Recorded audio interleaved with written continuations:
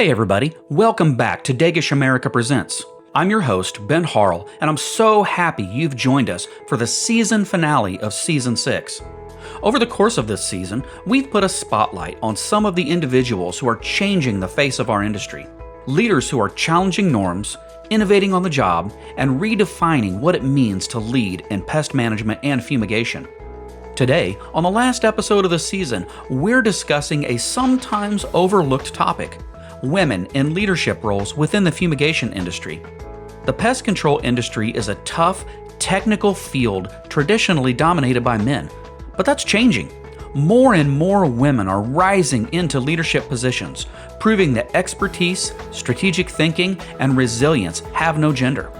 To help us explore this important conversation, I'm joined by Jess Coronado, president of RK Environmental.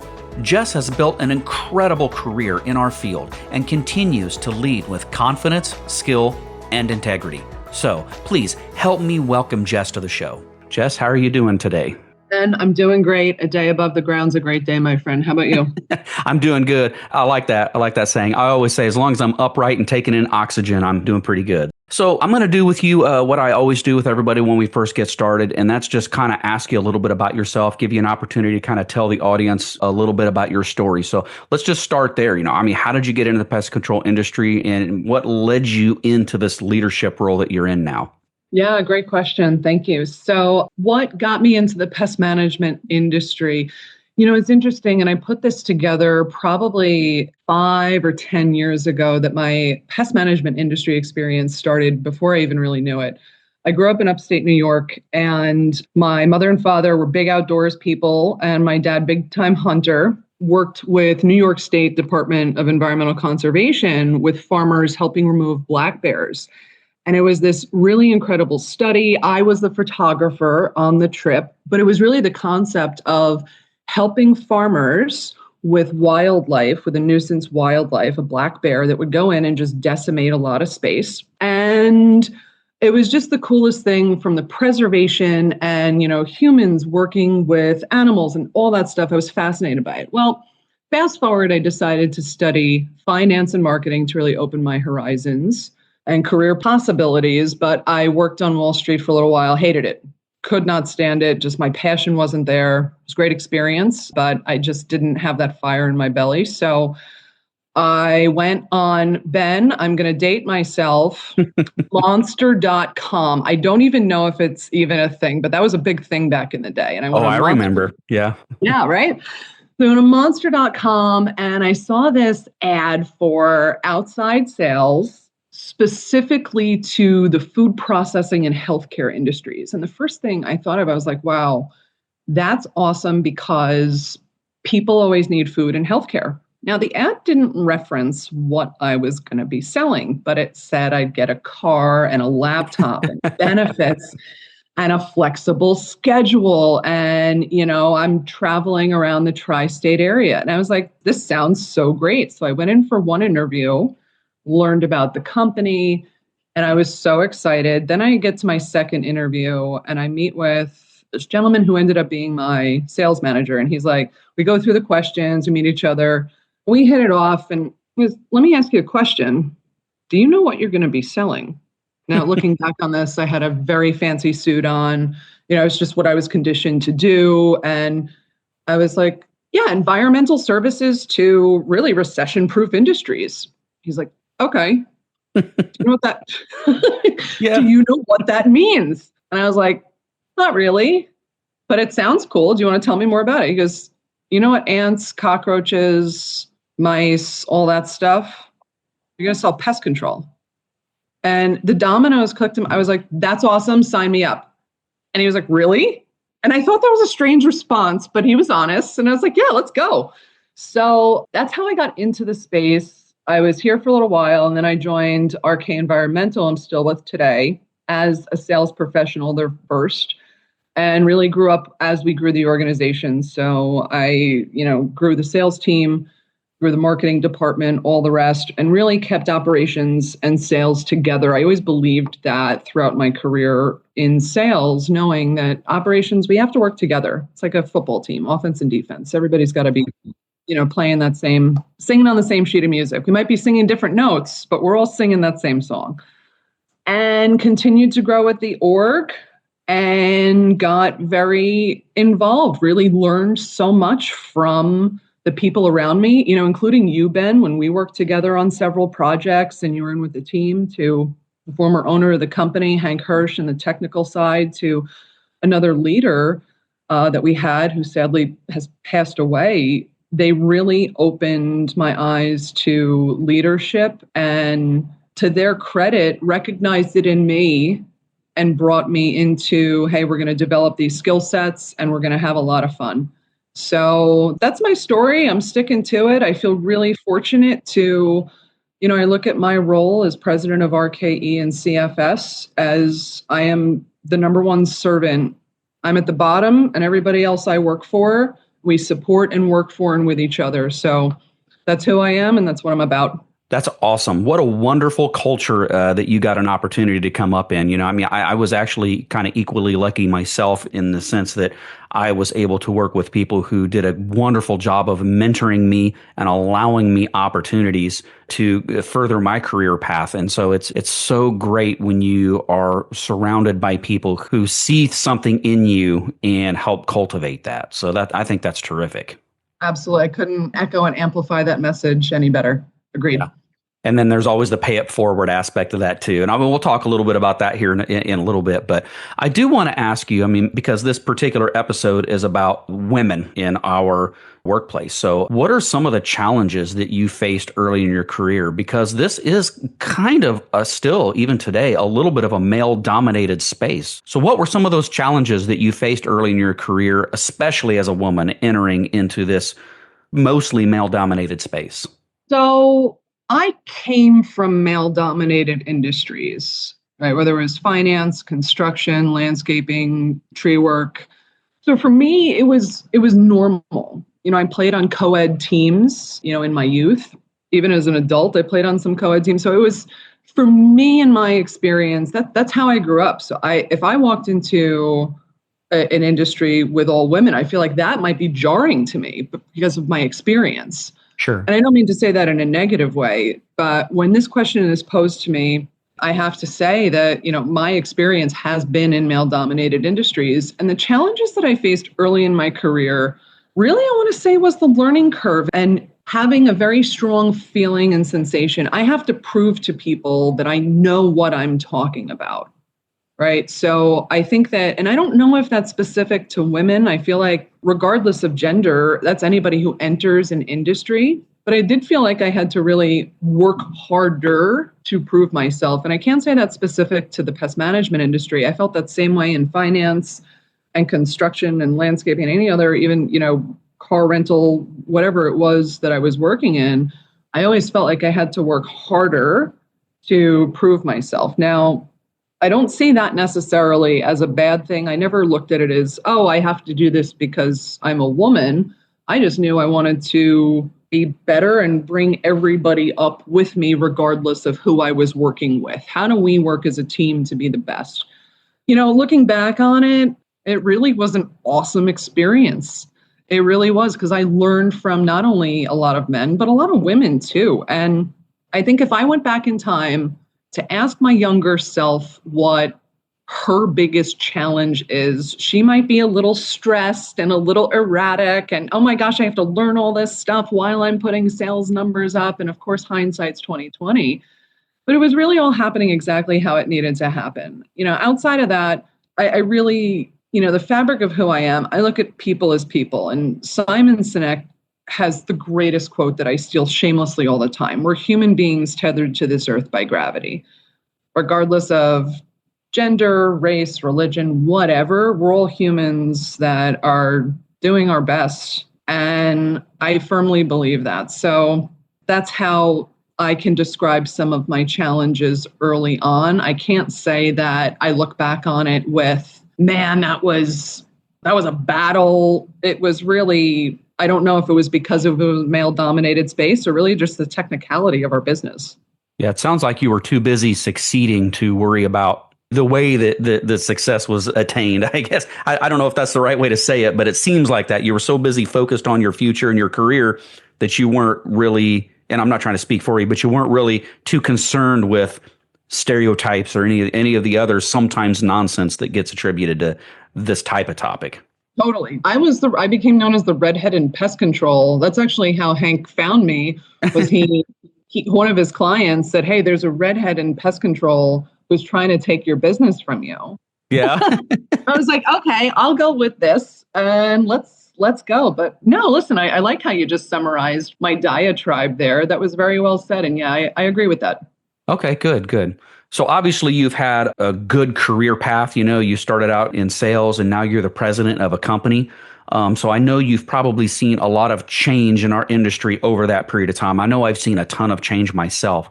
So how have you seen the industry change, or have you seen the industry change in terms of gender inclusion during your career path?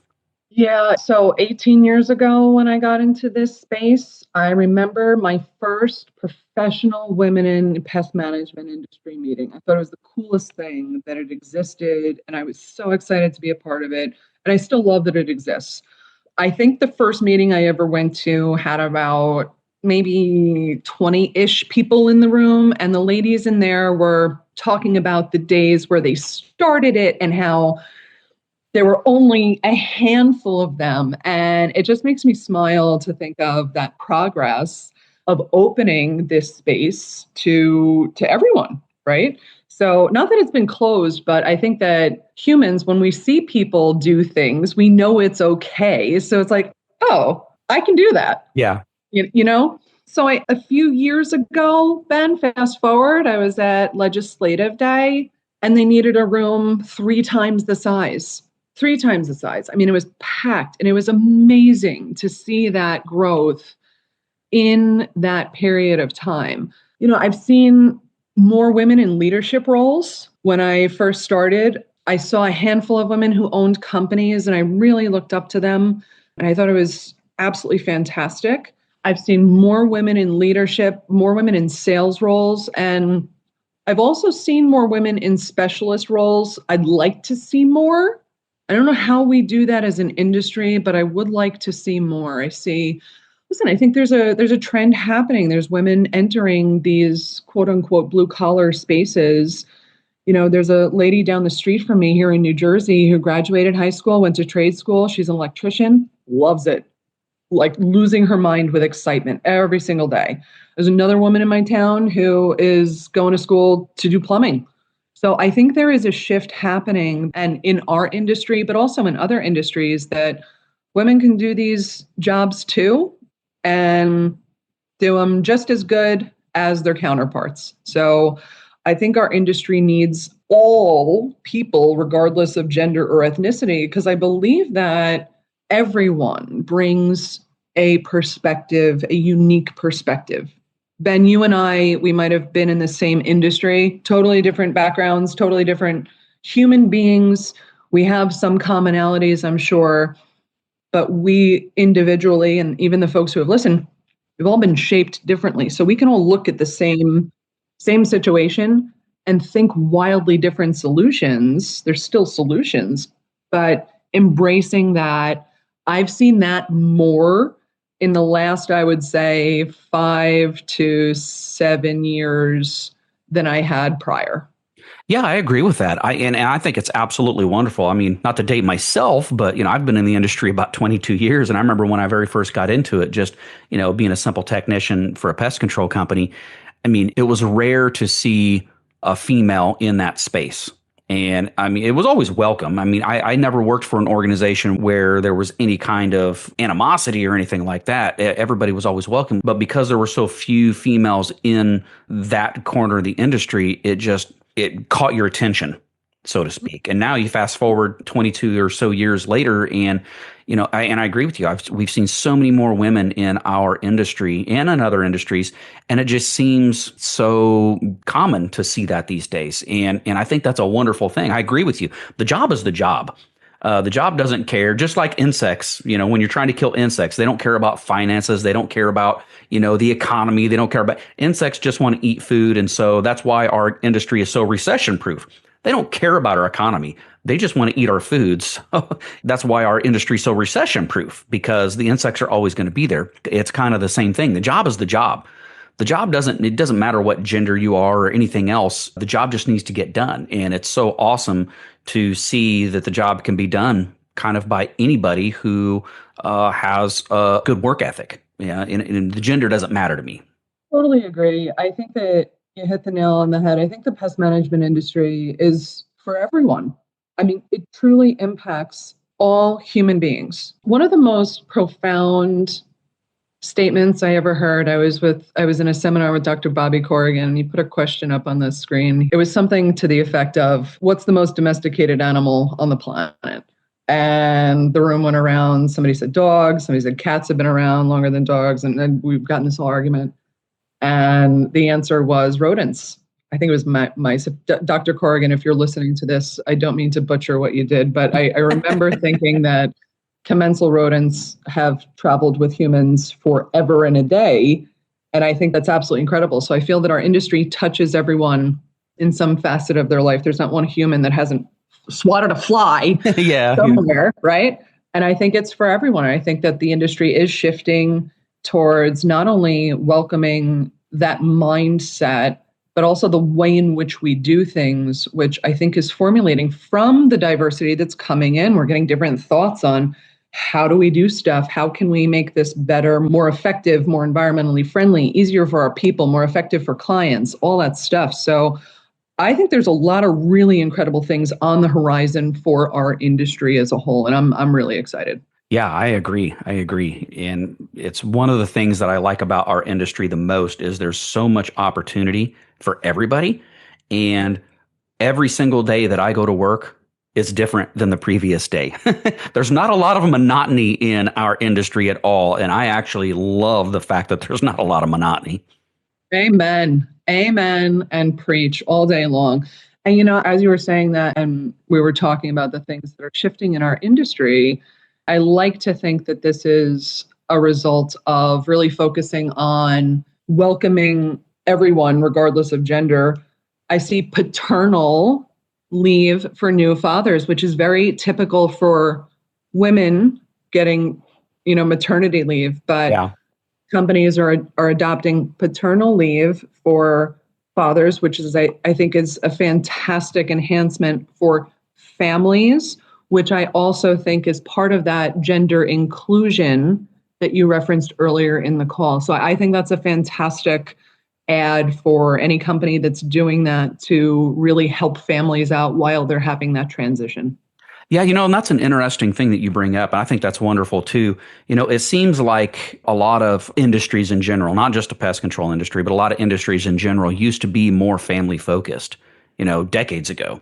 And then it started to slide into just the dollar amount and projected incomes and all of those other things.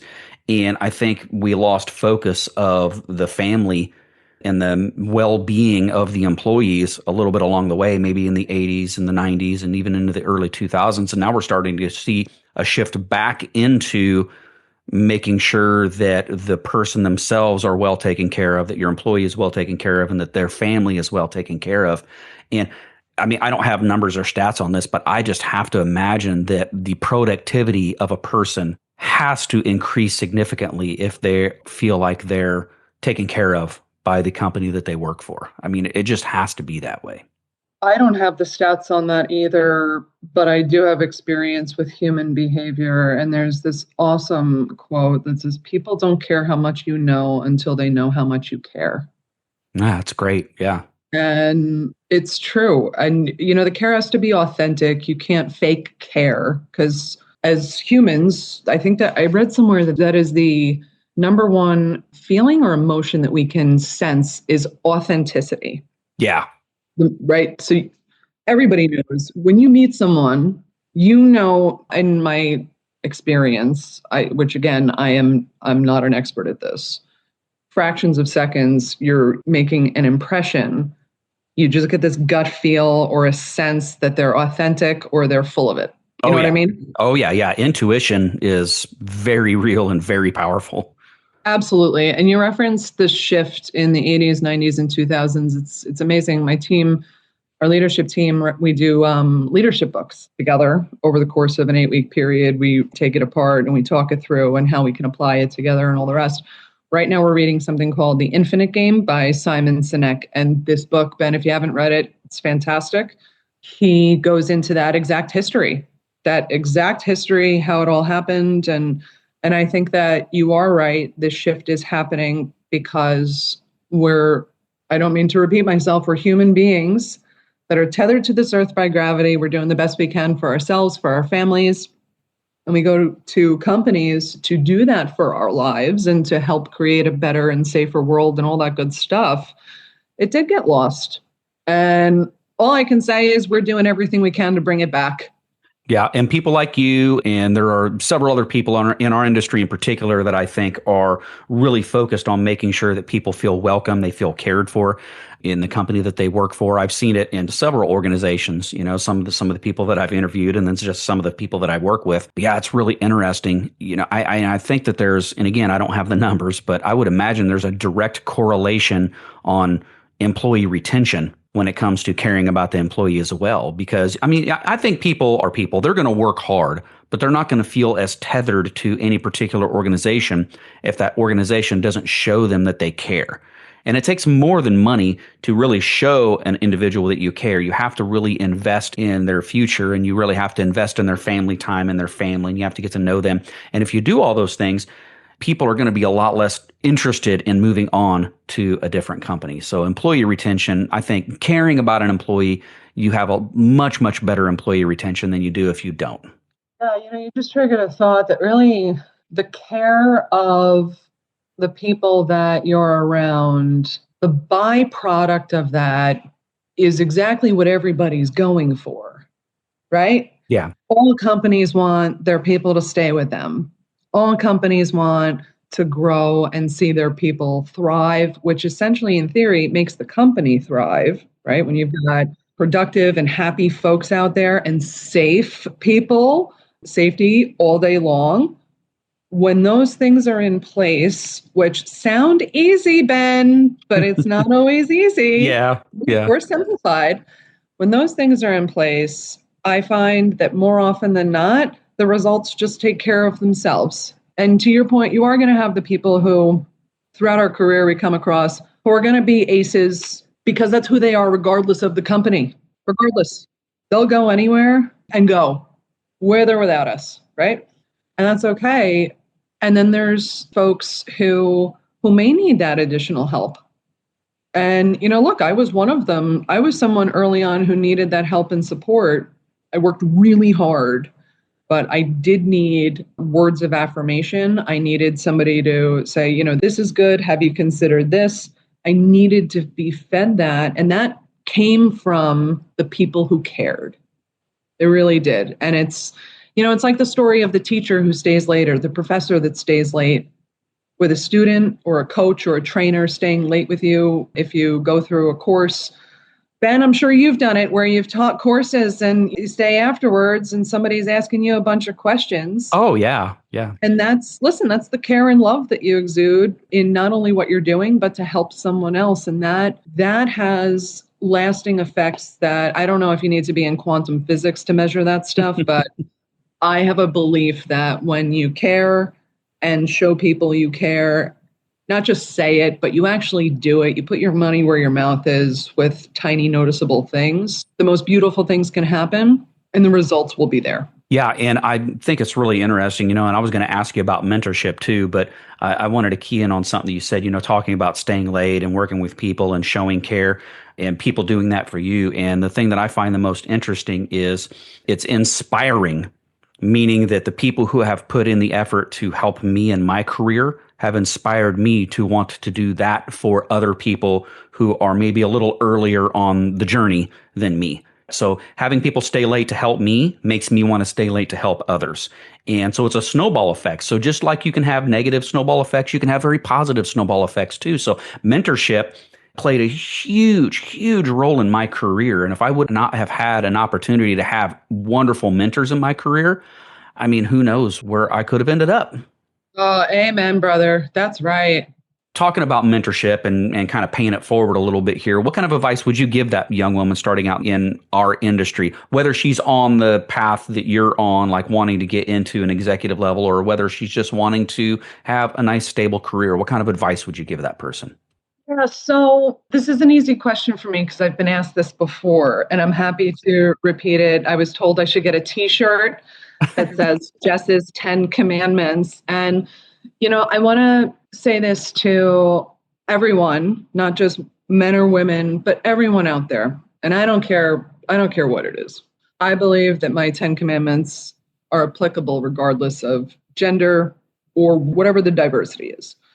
If you're starting out in this industry, number one, never, ever, ever stop learning about all things: leadership, technical components of our business, human behavior, not just the behavior of the insects and rodents that we are mitigating for clients, humans. Study communication, study all of it, and keep learning, not just from the resources that, whether it's your company or you subscribe to different publications, what have you. Just learn. Always keep learning. And we have a phrase that one of our team came up with. We are students of the business. So always be a student of the business. Number two, speak less and listen more. Number three, know yourself. Number four, be and set the example. So even if you're new and if you're not sure, it's okay. You don't have to have all the answers. I joke around with the people that I work with that I outsource a lot of my memory to my email and Google and all that stuff because it's impossible to keep it all in our gray matter.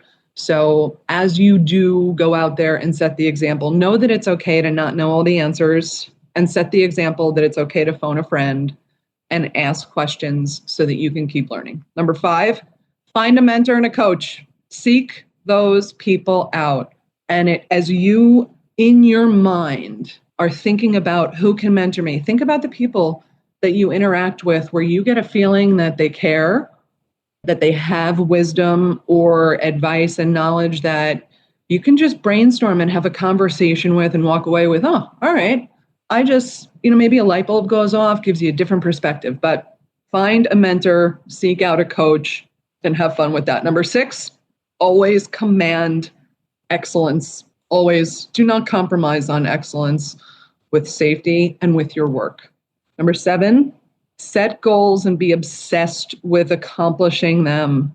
There is never going to be a perfect time, ever. Number eight, don't wait for leadership, lead. You don't need somebody to tell you. Leaders look for people who lead. And if you have that instinct, or if you think that you can do it, give it a shot. Try it out. And if you have hesitation, call that mentor or that friend, bounce it off of them, and then dive in. And I think that amazing things will happen for you. Number nine, build trust and solid relationships. Life is about relationships. I know I can call you at any time. And because we built trust and we have a relationship built on what we've built it on with, I know I can rely on you when you say you're going to do something and all the rest. And you're an awesome guy, fun to talk to. Well, thanks. Great. Yeah. That's the point, is that, regardless of what you do, what role you're in, build trust and build solid relationships, because those end up being the most beautiful part of any career, regardless of what you're doing. And finally, and I think this is probably most important, every single day, smile, laugh, be kind, and have fun. Every day. So those are my 10 commandments. That's my advice for anyone who's starting out in this space, regardless of what you're looking to go after, and have fun with it. Yeah, that definitely needs a T-shirt. That's terrific. I could not agree more with every single point that you just made there. I mean, that is absolutely fantastic advice. Yeah, I mean, you have to set your own goals. You can't wait around for other people to set your goals for you. You have to set your own goals, and you have to maintain your own integrity. I mean, it's important to ask for advice, but you have to be able to take that advice too. One of the biggest lessons that I learned early on in my career was to not be defensive. and accept criticism as long as it's open and genuine criticism that's intended to be constructive. I remember when I first started in the industry, my boss at the time gave me not a harsh employee review, but an honest employee review. And I immediately started to get defensive. And he stopped me and said, "Hey, wait a minute. You don't have to be defensive. I'm not telling you these things to hurt you. I'm telling you these things so you can work on these things and so you can improve. That's the goal of this." And that really struck a chord with me because I hadn't thought about it like that. I was looking at it just from a criticism perspective and not from a constructive perspective. And it really changed my aspect, and it really changed my entire career trajectory on how to be able to accept criticism openly and then how to work on things. And so then I started going out to my mentors and my bosses and other people and asking them, "Hey, I want to get to this next level. How do I get to that next level? What do I need to work on? How do I get there?" And boy, what a change that made for me in my career to be open and accepting to that information. Yeah, I love that story that you just shared. That's a really good manager and leader who saw that you were exhibiting signs of essentially stress and defensiveness, which really doesn't help any situation, regardless of professional or personal, Yeah. right?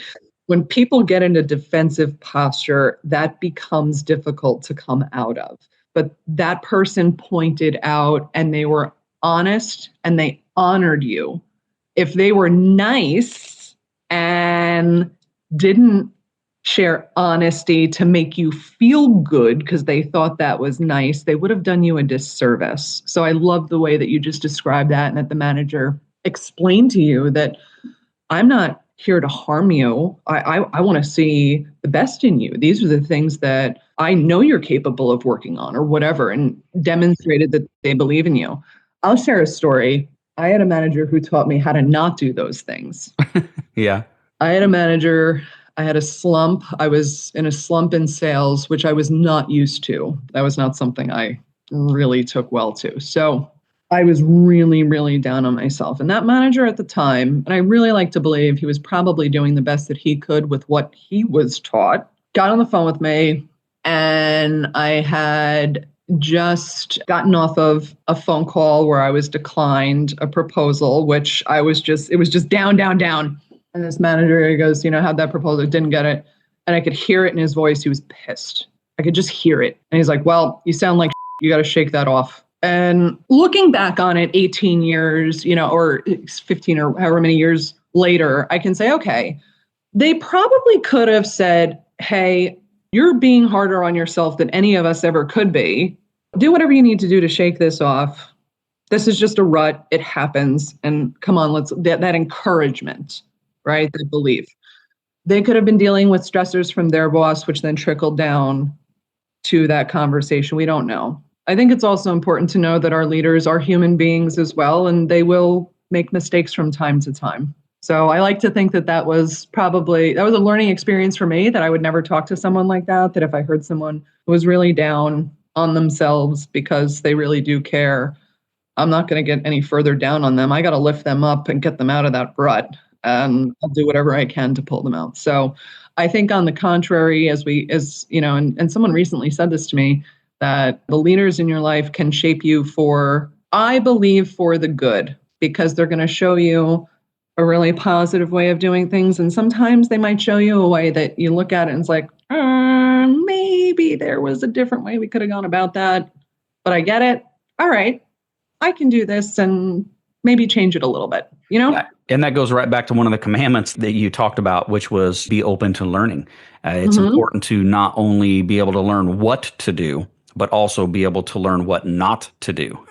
And so you can learn and how to do it. Yeah, yeah. So you can learn by other people's mistakes just as much as you can learn by your own. That's for sure. So absolutely. Yeah. Absolutely. So I only really have one last topic or question that I wanted to ask you. I mean, obviously you are in a very high leadership position with RK now. What does that leadership role mean to you? I mean, what does leadership mean to you, and how do you continue to grow in your role? Leadership to me is guidance. It's a foundation. It's reliable, consistent.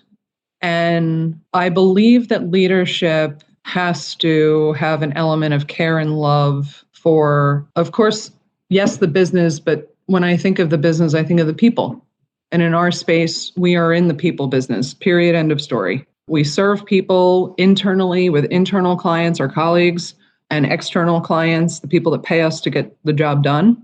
And leadership sets the stage for how, not the what, everybody knows what, but leadership sets the pace for how we do it and inspires the team around them to bring out the very best in them. That's what leadership means to me. I don't know if that's a crystal clear answer, but that's what it means to me. I mean, I think you hit the nail on the head. I think a lot of people look, and you said this earlier as well. I think a lot of people, when they think leadership, they think a person at the top. And you had made a comment earlier about leadership from the bottom. So you're viewing yourself at the bottom, lifting other people up.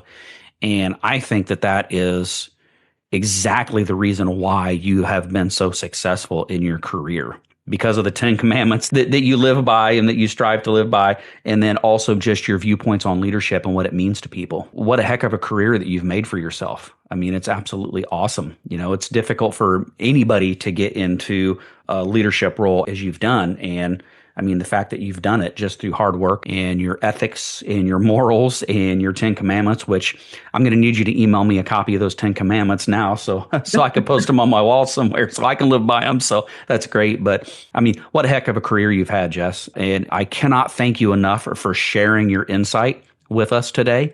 It's been absolutely enlightening, and I'm very much looking forward to seeing the future success, not only for you, but for also the company that you're leading. Thank you so much for those kind words. Wow, I really appreciate that. And thanks for having me. This was a lot of fun. And congratulations to you on your 6th season now. This is amazing. Thank you. I love that you're doing this. Yeah. Yeah, I think that the podcast for our industry is needed. We need to hear the minds of the people that we're with and collaborate and come together to make it all better, safer, and just the very best for all the things that we go after. So thank you for that. Oh, hey, I'm very, very happy to do it.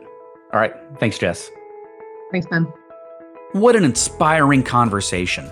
Thank you, Jess, for sharing your journey and for the example you continue to set for women and men across the fumigation industry. Leadership isn't about fitting into a mold. It's about showing up with purpose, vision, and courage. And when we open more doors for women in fumigation and pest control, we raise the standard for everyone. And that brings us to the end of Season 6 of Dagish America Presents. We hope this series on leadership has given you practical tools, fresh ideas, and the inspiration to grow, not just in your role, but in your impact. And as always, we want to hear from you. Please send your questions, comments, or topic suggestions to podcast@dagishamerica.com, or feel free to connect with us on your favorite social media platform. Until next season, I'm Ben Harrell. Thanks for listening, and keep leading with purpose.